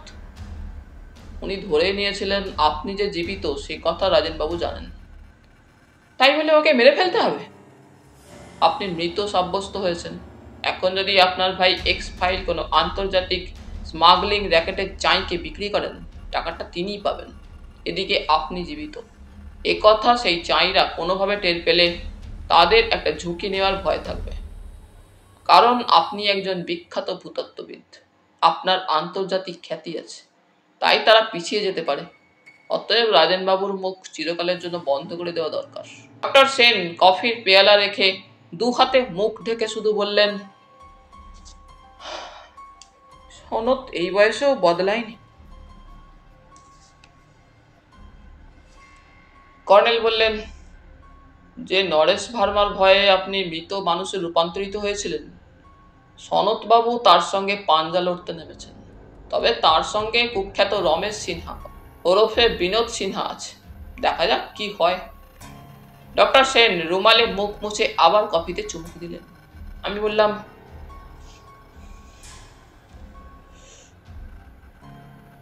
কর্নেল, আমার প্রশ্নটার উত্তর পাইনি। কর্নেল বললেন, রাতে খাওয়ার পর আমি বারান্দায় আলো নিভিয়ে চুরুট টানছিলাম, মনে পড়ছে? হ্যাঁ। হঠাৎ মন্দিরের ওদিকে টর্চের আলো জ্বলে উঠল। আমি চুরুট আড়াল করে লক্ষ্য রাখলাম। হরি সিংয়ের গলা শুনতে পেলাম, শুধু দুটো কথা, কাল সুবহ মে। ঠিক হ্যাঁ, ও পাগলা বাবু। তারপর তার চাপা হাসির শব্দ এবং সনত সেনের ধমক। ব্যাস, আমার অঙ্ক ঠিকই ছিল। ডক্টর সেন আসতে বললেন, আমার কষ্ট হয় খালি আমার ভাগ্নি সুদেষ্ণার জন্য। তিতি খুব ভালো মেয়ে, ও আমাকে অনেক সাহায্য করেছে। কলকাতা ফিরে আমার সঙ্গে দেখা করবে। ওর জন্য আপনি ভাববেন না। এবার বলুন, আপনার এক্স ফাইলে কি আছে? কান্দ্রা এলাকায় ভূগর্ভে এক ধরনের খনিজ পদার্থ আছে যা থেকে বিষাক্ত গ্যাস প্রতিষেধক সলিউশন তৈরি করা যায়। আপনার দিল্লি সেমিনারে পড়া পেপারে এই বিষয়টা ছিল, মনে আছে? তখন ছিল থিওরিতে, পরে আমি তা তৈরি করতে পেরেছিলাম। সুরেশ ভার্মারও তা অজানা ছিল না। আমার সন্দেহ তার দাদা নরেশ ভার্মার কাছে এ খবর সেই পাচার করেছিল। এবার বলুন, এক্স ফাইল নিয়ে কি করতে চান? বলে কর্নেল উঠে গিয়ে আলমারি খুললেন এবং লকারের ভেতর থেকে একটা প্যাকেট নিয়ে এলেন। ডক্টর সেন বললেন, আমার ইচ্ছা আপনি ওটা কেন্দ্রীয় খনি দপ্তরের হাতে তুলে দিন। কিভাবে আপনার হাতে এই ফর্মুলা এলো সে কথা আপনি নিজের খুশি মতো জানাবেন। আমি শুধু একটা অনুরোধ জানাতে এসেছি, আমি মৃত মানুষ হয়েই থাকতে চাই, কারণ এদেশে আমার থাকার অসুবিধা আছে। বলে উনি উঠে দাঁড়ালেন। পা বাড়িয়ে দরজার কাছে গিয়ে হঠাৎ ঘুরে খুব আস্তে বললেন, যদি তিতি আপনার কাছে আসে, গোপনে শুধু তাকেই জানাবেন আমি বেঁচে আছি। বিদেশে পৌঁছানোর পর তাকে আমার নতুন নামে চিঠি দেব। কর্নেল বিদায় দিতে গেলেন। আমার জানতে ইচ্ছে করছিল ডক্টর সেনের নতুন নাম কি, কিন্তু সুযোগ পেলাম না। দরজা বন্ধ করে ফিরে এসে কর্নেল বললেন, জানো তো, এক্সক্লুসিভ স্টোরিটা লিখতে আরো কয়েকটা দিন দেরি করো। ডক্টর সেনকে বিনা বাধায় বিদেশে যেতে দাও। বললাম, উনি মৃত হয়েই থাকবেন আমার স্টোরিতে? বেশ, কিন্তু একটা উপলক্ষ তো দরকার। আমি কেন্দ্রীয় খনি দপ্তরে শিগগির যোগাযোগ করছি। এক্স ফাইল আনুষ্ঠানিকভাবে প্রায় আর্তনাদ বেরিয়ে গেল আমার গলা দিয়ে। না না, তাহলে এক্সক্লুসিভ স্টোরি হবে কি করে? খবর এবং সংশ্লিষ্ট প্রতিবেদন শুধু দৈনিক সত্যসেবক পত্রিকায় দেবে। কর্নেল হাসলেন। ঠিক আছে, আমার ঘরেই গোপনে এক্স ফাইল সরকারের প্রতিনিধির হাতে তুলে দেবো। তুমি উপস্থিত থাকবে, আর ইতিমধ্যে তিথি ফিরে এলে সেও থাকবে। একটু উপসংহার আছে। পরদিন সকালে কর্নেল আমাকে টেলিফোনে বলেছিলেন, আজকের সব কাগজে একটা ছোট্ট খবর বেরিয়েছে। তুমি কাগজের লোক হয়ে কাগজ পড়ো না ডার্লিং। শোনো, কান্দলা শিল্পাঞ্চলে গতকাল জেল পলাতক কয়েদি নরেশ ভার্মা এবং জনৈক হরি সিং পালোয়ানের ক্ষতবিক্ষত মৃতদেহ উদ্ধার করা হয়েছে। প্রসঙ্গত উল্লেখ্য, ইউরেনিয়াম পাচারের অভিযোগে মাইনিং ইঞ্জিনিয়ার নরেশ ভার্মার 5 বছরের জন্য জেল হয়েছিল। এটুকু শুনেই বললাম, আর নয়, আমি নিজেই খবরটা পড়ে নিচ্ছি, আপনাকে কষ্ট করে আর পড়তে হবে না। তাহলে বন্ধুরা, আজ এই পর্যন্তই। গল্প পাঠ তোমাদের ভালো লেগে থাকলে তোমাদের কাছে আবারও অনুরোধ থাকলো, লাইক, শেয়ার এবং সাবস্ক্রাইব করে তোমাদের মূল্যবান মতামত পাঠানোর জন্য। ধন্যবাদ।